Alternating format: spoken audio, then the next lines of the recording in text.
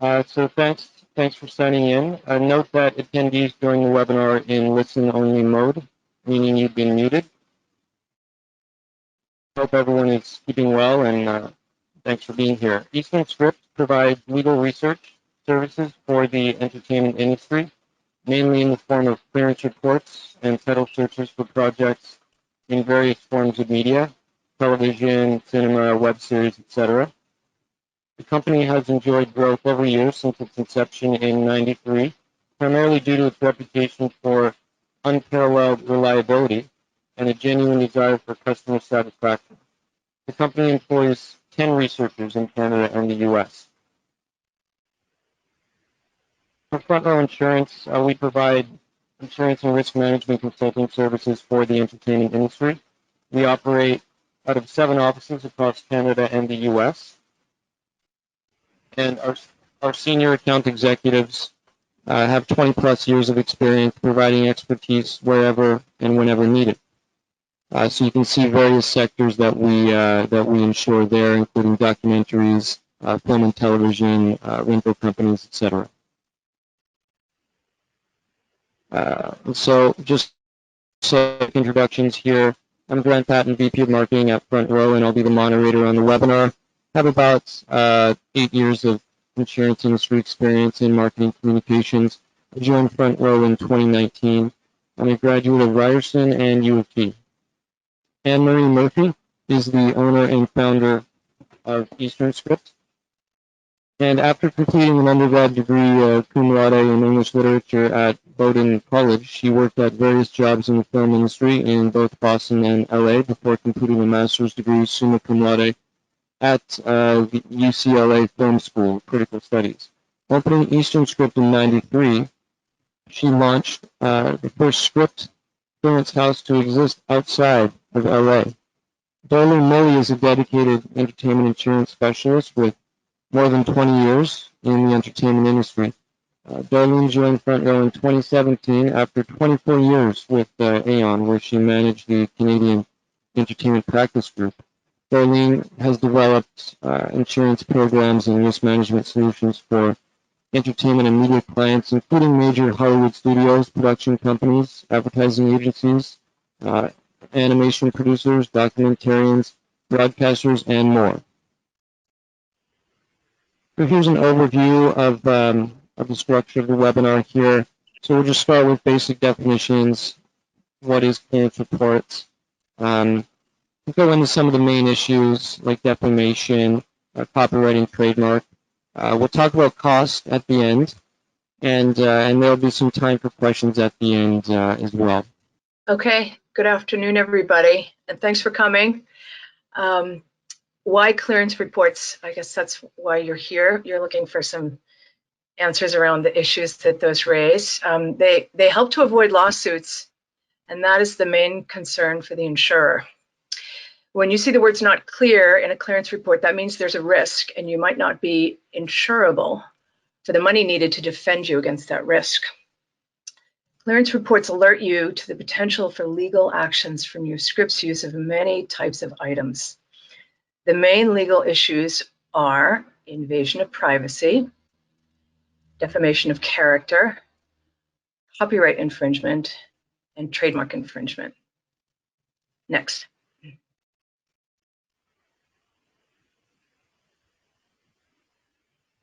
So going back to the beginning, when the clearance reports first started being issued, I am sure that the red flagging of items in scripts would have happened in-house at the movie studios for many years in the early to mid 1900s.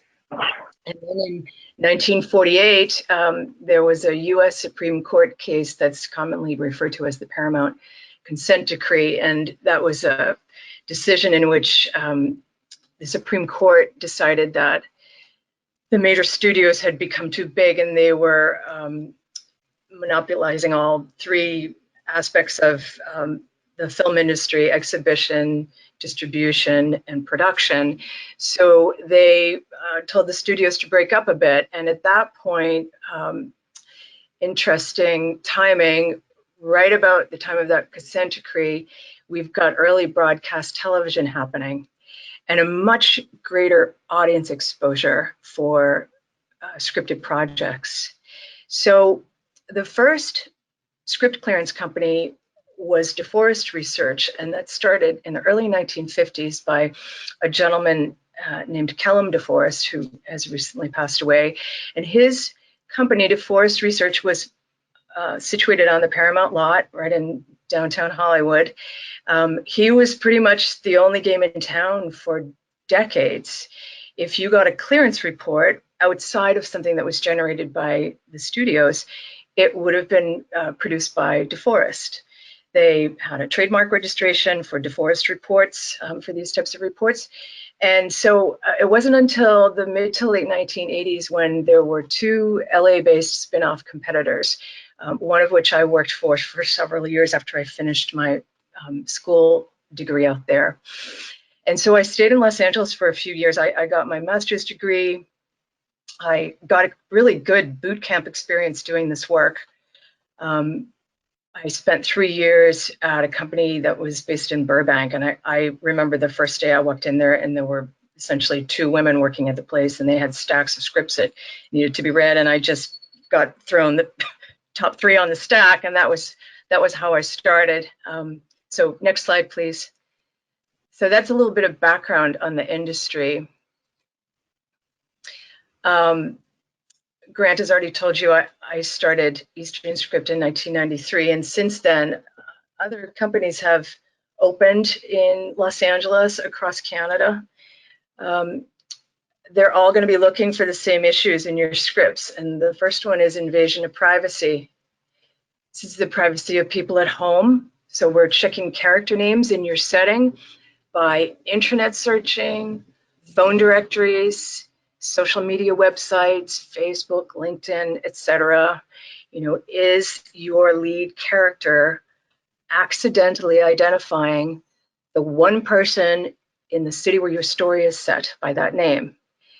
If so, we're probably going to come up with some other names for you to use. Is your character identifying the only professional by that name in the geographic setting? Again, there's some possible conflicts, and we would go to some alternatives. So that would be, conflict, people at their jobs. We check business names in geographic settings. We want to avoid the nuisance factor for people at their workplace.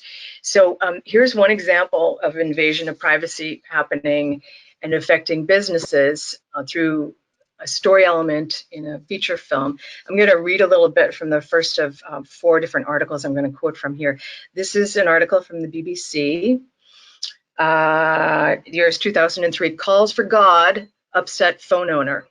The new U.S. blockbuster Bruce Almighty may be reaping huge profits around America, but it is causing almighty headaches for Don Jenkins, a glassmaker from Florida. In the film, God tries to reach a mortal, the character played by Jim Carrey, by repeatedly leaving a phone number on his pager.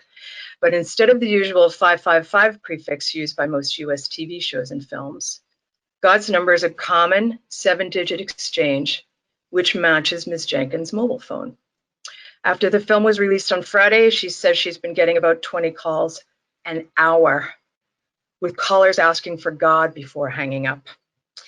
I emailed Universal Studios about this issue. I think I want payment. Ms. Jenkins said she did not want to use call blocking or call intercepting services, as this could harm her business. Instead, she has been contemplating hiring an attorney. Ms. Jenkins is not alone trying to cope with the avalanche of phone calls. God's number matches a call center to a group of 5 talk radio stations in Colorado. My receptionist is going to go crazy, Senior VP for the Radio Colorado Network was quoted.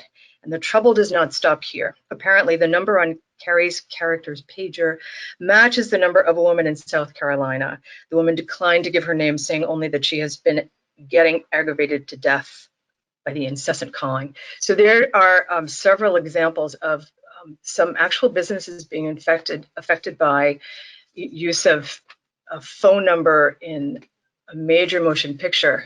I'll go for the next slide, please, Grant. That's an item that would typically be flagged in the clearance report.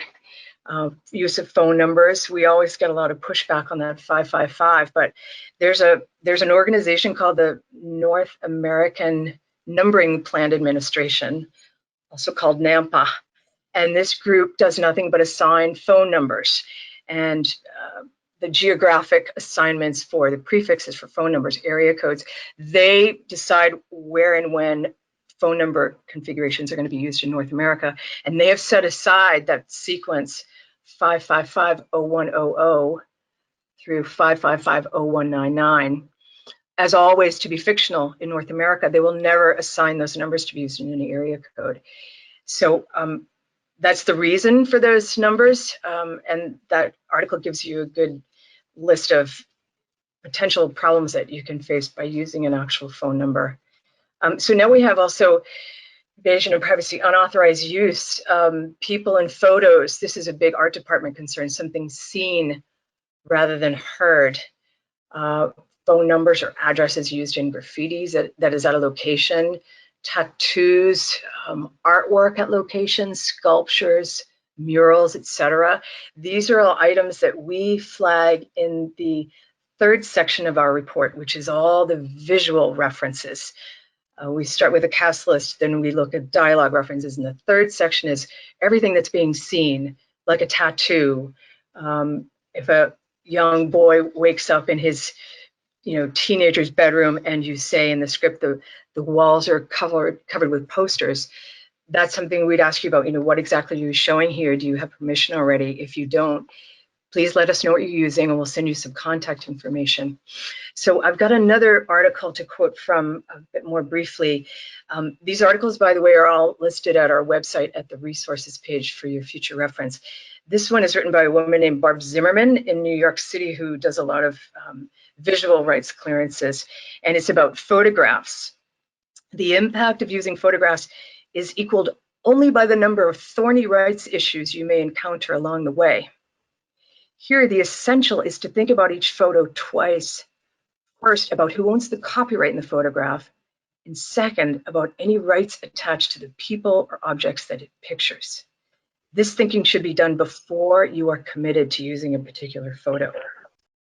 Given the brave new worlds of scanners and electronic manipulation of images, it should be mentioned the photographer's own and control not just the whole photo, but also the details of the image. There is no safe percentage of recombination or new work that can destroy the original copyright protection of images used in another work.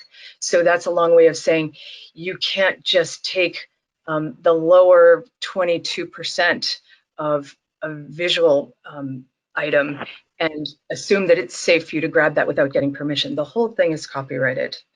Ordinary people, she continues, also have rights in their use of their images and homes.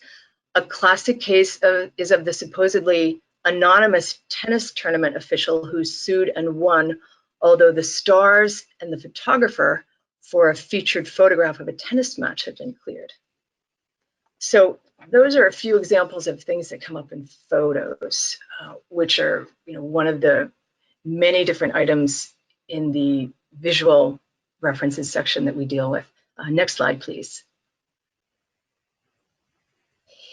So next we have defamation. So the rule for defamation is what controls is he who is hit, not he who is intended. So this goes back to my earlier point about accidental identification. It doesn't matter if your identification is accidental or unintentional. If a person can show damage to their reputation or means of livelihood, they can still bring some sort of action against you. So the accidental use of a real person's name might cause a problem, especially depending on the context. So here we have the third of the articles I'm going to quickly read from. This is from a 1952 book by an entertainment industry lawyer at the time by the name of Samuel Spring. Crazy little anecdote. Here, a publicity employee of a motion picture theater mailed a letter on pink stationery in feminine hand to 1,000 men in Los Angeles, which read, "Let's renew our acquaintanceship, dear, and I promise you an evening you won't forget. Meet me in front of Warner's Downtown Theater at 7th and Hill on Thursday. Just look for a girl with a gleam in her eye, a smile on her lips, and mischief on her mind." your ectoplasmic playmate, Marion Kirby. So according to Samuel Spring, an actual Marion Kirby, an actress and concert singer, and the only Marion Kirby in the LA phone directory, sued. The chief character in the motion picture thus advertised was also Marion Kirby. The publicity employee did not know of the actual Marion Kirby's existence, and his employer pleaded lack of intent. Recovery was nevertheless allowed against a motion picture theater for invasion of privacy. The court applied the defamation rule. What controls is he who is hit, not he who is intended. So these are the types of things that we're looking for when we go through the cast list and we put together the notes for the first section of the report. Hypothetically, if we had done the clearance report for that, well, they wouldn't have asked for a clearance report for this publicity letter, but if this had been a clearance report for the film in which the character name was used, hopefully we would have found the conflict and brought it to your attention in the report. And then, as we always do, we would suggest some alternatives for you to use instead, some other names that we've cleared using all the character attributes that your character had. Next slide, please.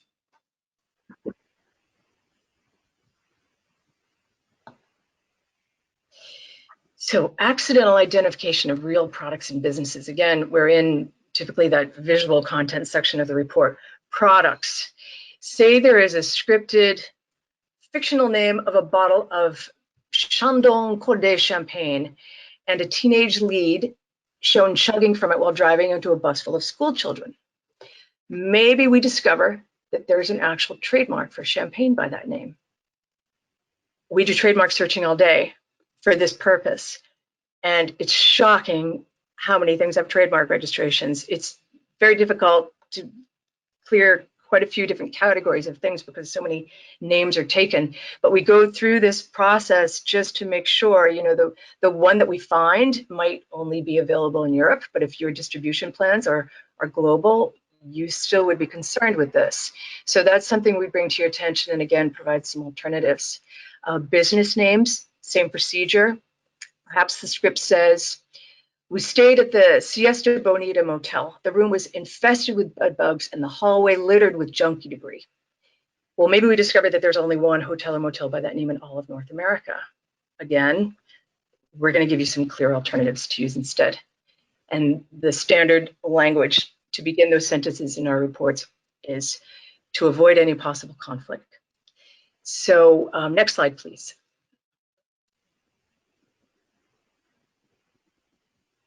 Damaging comments. Now we're in the second section of our reports, which are dialogue references. So these can be about actual people. For example, Tom Cruise was an absentee father who deserted his daughter when his wife filed for divorce.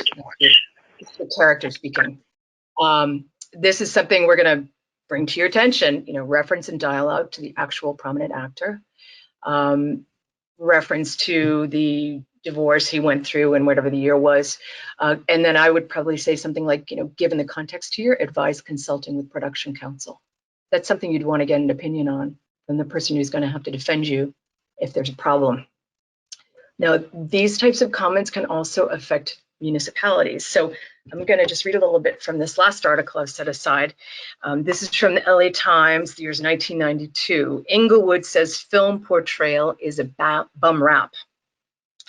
Furious that the movie Grand Canyon portrays their city as a crime-torn ghetto, Inglewood officials threatened Thursday to ban movie production in the city unless the movie's producers apologize.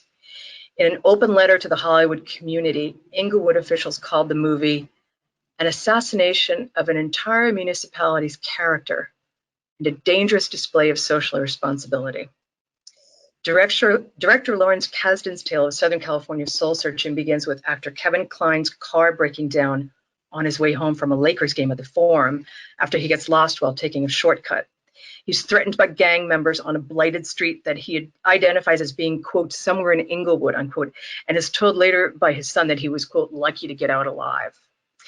City officials have been privately seething since the movie's release at Christmas, but they went public with their anger this week after community complaints continue to flood phone lines at City Hall. The ban on filming was just one sanction suggested by the City Council that met about the matter. The city may also protest the movie with ads in Hollywood trade publications or ask film companies to agree before filming that they will not disparage the city. Englewood was used about 24 times last year for films, including Lethal Weapon 3. The residents, some of whom complained that the movie would cause their property values to fall, called for Grand Canyon to be reissued without any reference to Englewood. So that article gives you a bunch of real nightmare scenarios. Reissuing a film, removing all references in a totally laid down soundtrack for something that's already hit the theaters. Obviously, that's an extreme expense. Do you want to go through the script review process that Englewood City Hall is going to put you through? If you submit your script to them, they're going to want to have some input on what's being said if you're going to use the city's name. All just things to think about, and these are all things that would be brought to your attention in a clearance report. Next slide, please.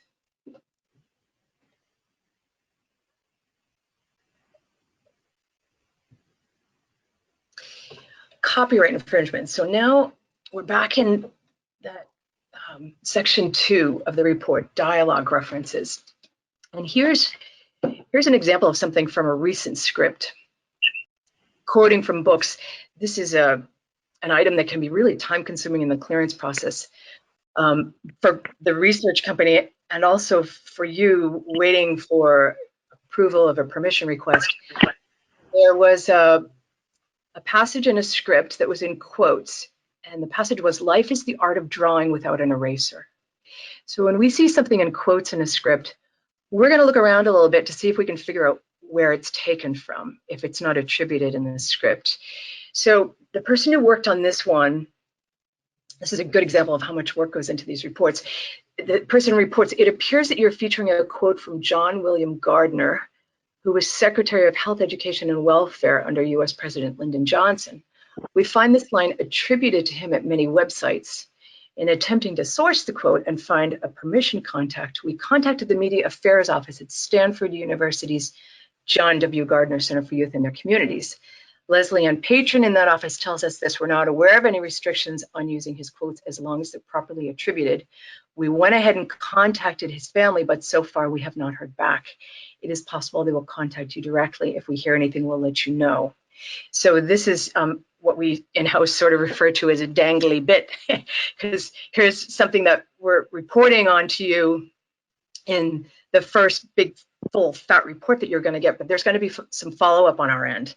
So we're going to have to contact this woman at Stanford to ask her if she's heard anything, and we're going to stay on them until it gets to the point, maybe 7 to 10 days later, where we think, I mean, you guys probably need this answer. We're going to send this over to you now, and you can maybe pick up the phone and put the screws to them if you're coming up to a production deadline.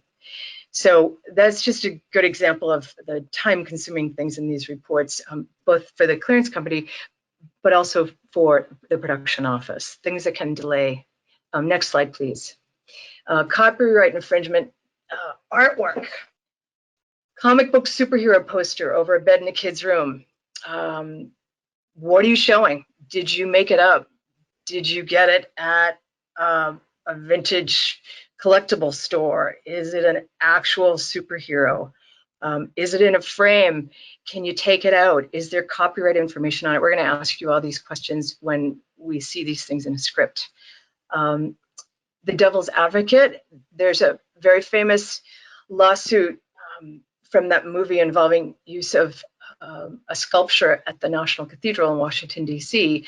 All the location permits were buttoned up and signed, but no one thought to get permission from the artists whose work was featured in what they shot at the cathedral. And that turned into a very large problem for, I believe, Warner Brothers. I think there's an article about that at that resources page at the website as well, if you want to read more details. There's also layers of permission in posters, just as that Barb Zimmerman article about photographs mentioned earlier. It's not just who took the picture, it's who's in it and what's in it. So a recent example is a request we got for permission to show a poster from the New York Film Festival from some years ago. The image was something that the art department really liked. And there was, as part of the poster, a reproduction of a painting by David Hockney. So in that case, there were 3 different layers of permission. We needed permission from the graphic designer, who has copyright in the layout of the poster. We needed permission from the New York Film Festival to feature their name in a distinctive New York Film Festival font.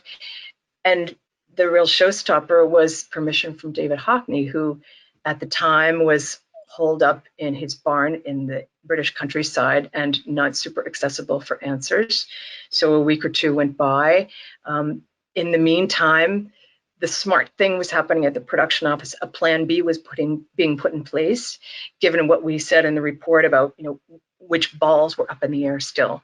And by the time Hockney came through with his request for a very large amount of money to use his painting, they had already gone to their plan B, which was great because the answer they got from the artist wasn't one that was going to work for their budget. Music is the other copyright issue. Humming a few bars from Singing in the Rain, that will go straight into the music section of our report. We don't do any research on music, nothing. It's a big gnarly ball of wax, all of its own devising. So we refer all music questions to a bunch of people who we have listed at our website, but we are going to throw into the music section named or implied music. If a character arrives at a party, I put that in the music section. Someone reaches over and changes the radio station in the car, I would put that in the music section too. Next slide, please.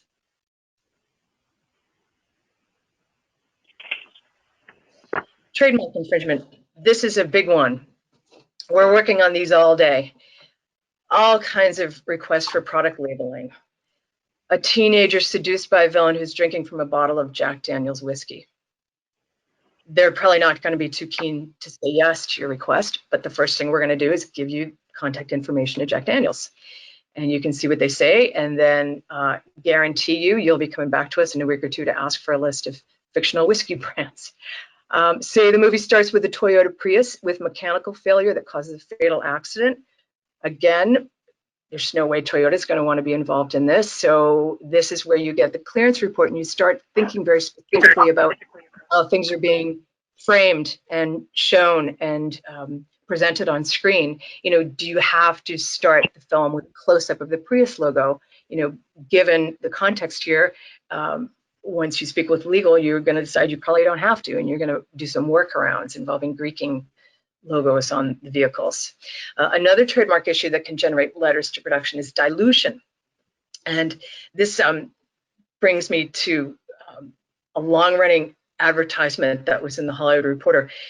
They had a display ad Xerox ran for many years, and the headline on it was, "When you use Xerox the way you use aspirin, we get a headache." So what they're saying is Xerox is a registered trademark and a brand name. Aspirin once was too, still is in Canada, but is not in the US. If a word is used interchangeably with its generic counterpart, if a trademark is used for its generic counterpart's name, it's the job of the trademark lawyer's office, the paralegals, et cetera, to be sending letters to productions saying, please don't use the word Xerox as another word for photocopier. It's a brand name.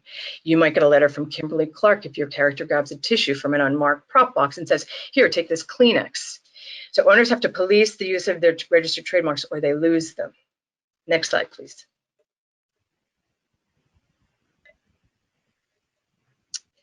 Just a quick comment, the difference between copyright and trademark. One is for the expression of ideas, copyright. You've written a screenplay. You have produced a fabulous silkscreen print that's going on a bolt of fabric. You've written a poem. These are all things that can get copyright protection. Versus use in trade, that is a trademark. Trademark is registration for the name of something you intend to be selling. And with a trademark, the rules are you use it or you lose it. So if you register trademark, you have to prove to the office where you registered it say the Canadian Office CIPO, every 5-7 years, I don't remember the exact number of years, you have to prove to them that you've been using the mark. And if you haven't, you cannot get a renewal. Trademark, more expensive, involved to get and maintain. The US Patent and Trademark Office's video on post-registration procedures is almost 14 minutes long. There's a lot of things you have to do to keep a trademark. Not so much a copyright. A copyright, you want to copyright your screenplay, you put it in an envelope, put some stamps on it, you send it to the Copyright Office. Once they have that on file, your copyright is registered. That's all there is to it. In fact, you don't even have to register a copyright to have de facto copyright protection. So I guess next slide, please. That's just a quick copyright versus trademark overview. Trademarks, product placement solution, the sequence that we often observe, there's a scripted or desired item.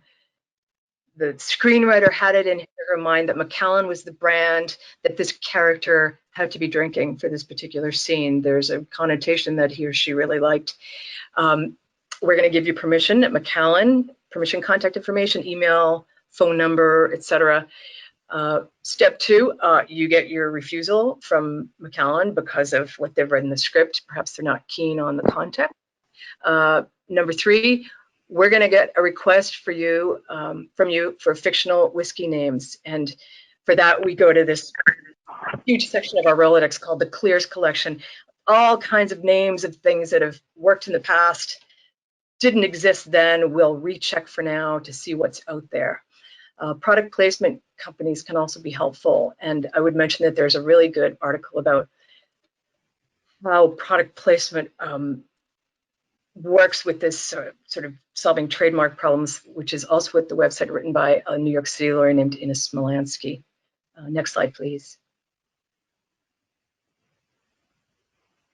So our reports, I've mentioned this already, but I'll just kind of give you the overview. They're designed to help everyone in the production office understand what they can do to prevent conflicts. So the structure for our reports is the items usually of main concern immediately are the cast names.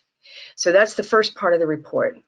Next section, everything that's being heard that characters are saying, dialogue references. Third section is visual content. I've described many examples of what might be in that section. We also include a list of all the locations that you'll need signed agreements for.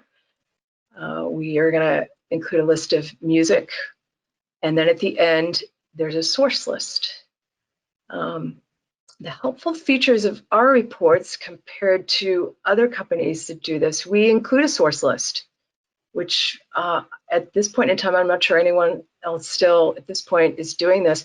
At the end of the report, there's 1 or 2 pages of all the different places we contacted to get our answers. You might take a look at that and think that we missed something, although frankly, that's never happened, but it's also helpful for the lawyer to see where we've looked. Fictional alternatives, we try to give you at least 2 alternatives.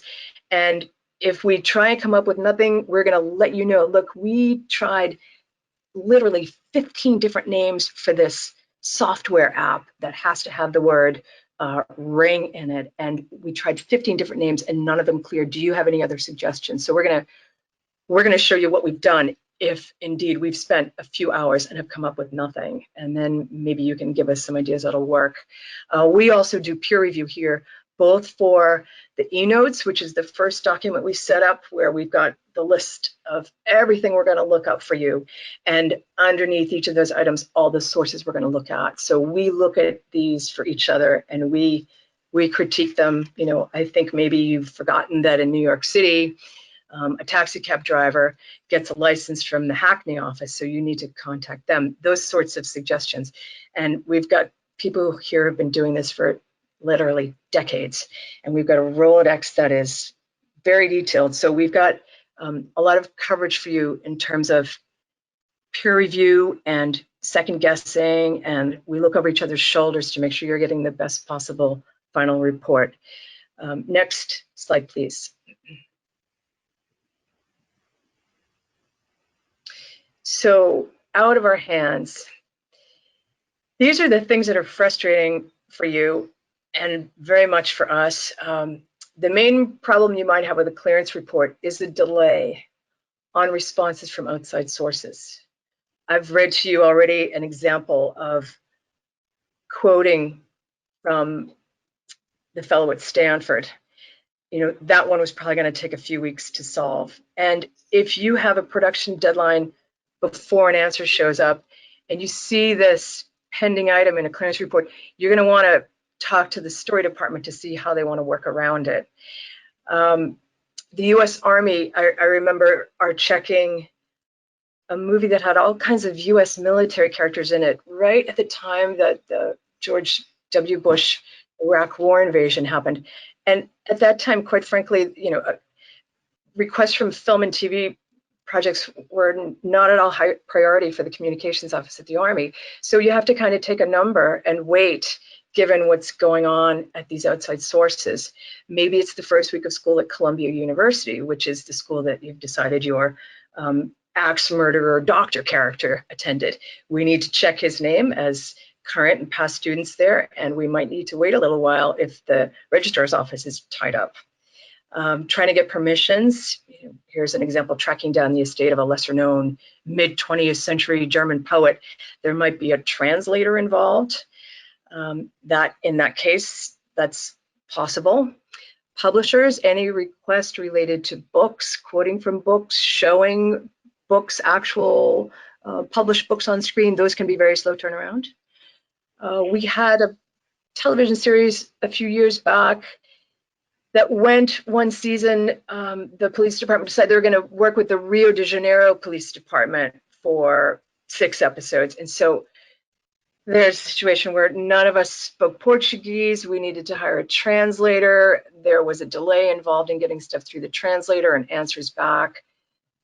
Long story short, good to have a plan B in any of these scenarios. And when we send out the first report to you, we're going to let you know if anything's pending. And at that point, if you've got a time constraint, plan B is the thing to get in motion then. Next slide, please.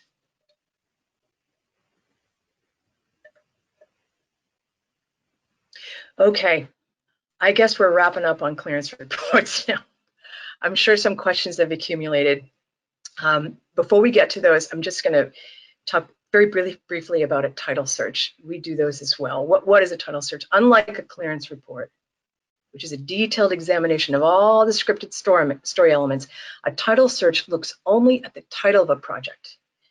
And it shows you uses of same and similar titles in film, television projects, business names, domain names, relevant copyright registrations, music, plays, publishing, radio, trademark registrations in the classes that include media projects.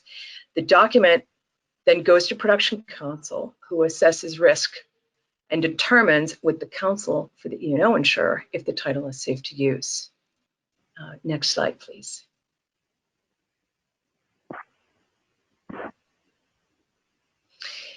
So why do you have to do a title search? I thought titles couldn't be copyrighted. Well, that's true. The title alone does not get copyright protection. The work itself does. But insurers still want a title search for a variety of reasons. One is to avoid marketplace confusion. They want to see that your project will not be released at the same time as another by the same name. Make sure that your work is not using the goodwill of another in order to sell itself. For example, the estate of Margaret Mitchell might take exception to a film by the title Gone with the Wind of Arizona. Search international trademark database where there might exist conflicts that are not easy to find via general internet searching. So these are the types of things that the title searchers are looking for. Next slide, please. Cost. I think my email address would be helpful at this point. And that is amm@easternscript.com. I'm happy to send anyone a current rate sheet for title searches or clearance reports. If you can't remember the email address I just gave you, just go to our website and you can contact us through various contact means there. Full report on a feature film, anywhere from $1,000 to $3,000 Canadian. it's heavy on rewrites and art department requests, that can easily run up to $5,000 once we're done. We bill at an hourly rate after the first report goes out, and that first report has a lot of answers in it, a lot of details. Sometimes art department kicks in and they have a whole separate list of things that they want taken care of, nothing that was scripted. So for that work, we bill at the hourly rate. Series reports, $100 for a report on a short 10-page web series or kids animated show. A 1-hour episode script can cost closer to $1,000. Again, I can send details if you're curious. Title search reports. So there's 5 different turnaround times at our company. I'm sorry, 4 different turnaround times, 3, 5, 7, and 10 business days. And there are 5 different geographic scopes. There's something called the basics. There's Canada only, US only, North America, and global. Those global searches can take us close to 2 full days. Well over 100 sources, closer to 150, I think. Very time consuming. Those cost some money. The more limited scope, you can maybe get away with, between $200 and $500. Depends on your distribution plan. So for that decision, you need to talk with your lawyer and your distributor. Next slide, please. There we go. So yeah, we do have some questions here. There is a question from Nikki. If you never hear back from the family, can you go ahead and use the quote, having done your due diligence? That's up to your lawyer, and I would say 90% of the time the lawyer is going to say no. Okay. Miguel asks, does simply hiding, altering, replacing, or removing the vehicle logo clear the rest of the vehicle for use? Yeah, the car people in the production world are super experienced at this.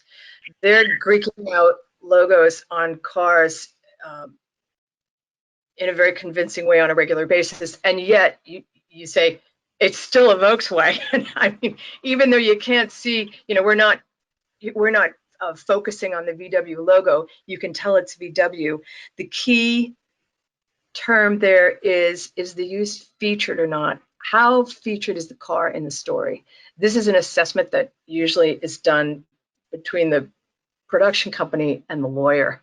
If that car is in every scene of the movie and it's a Volkswagen or any other of the many identifiable brands of cars, you're going to want to talk to your lawyer about getting a permission request. There are a lot of product placement companies that deal with the automotive industry on a regular basis and facilitate these clearance requests. So there are mechanisms in place for this not being as onerous as it would have been maybe 30 years ago. But Greeking out the logo is one way to start using an actual identifiable car. I hope that helped. Okay, Yvonne, Sally asked, how do you handle documentary films? We don't. We do title searches for documentaries. Clearance reports, the clearance reports that we produce are not needed for documentary production. We read and review scripts that are fictional projects. We're confirming that the names are fictional, the business names, the brand names, etc. The issues in a documentary are completely outside of our realm. Zach asks, in regards to quoted literature, do you know if we can quote the Bible? Could you read that one more time? In regards to quoted literature, do you know if we can quote the Bible? Depends on which edition. There are some editions of the Bible that are copyrighted. So we do a little research when we see a biblical passage in your script to figure out which edition you're quoting from, and we'll let you know if there's an issue. But the answer across the board is not, yes, the Bible is clear for use. The answer is it depends. Okay, also from Zach, my producer who has a history in art said that we can showcase Apple iPhones in film with no issues unless it's to do harm to others. Do you know if that's true? I don't know that that's true. I wouldn't believe that. I wouldn't trust that on its face. I would contact them. Apple is very active in giving permission to productions. We're in touch with them constantly. I would think you would rather get permission from them than have an issue once things are on screen. When in the life of the production should we be doing a title search? Title search,